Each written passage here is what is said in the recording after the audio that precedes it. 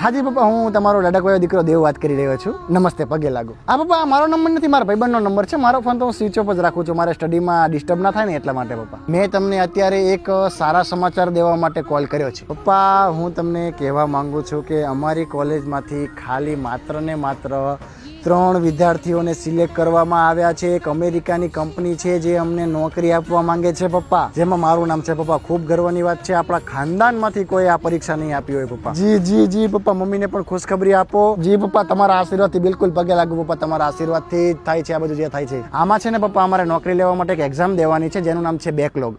એક 5000 રૂપિયા પપ્પા તમે મોકલાવી આપો મને ઓનલાઈન, તો હું એક્ઝામનું ફોર્મ ભરી દઉં.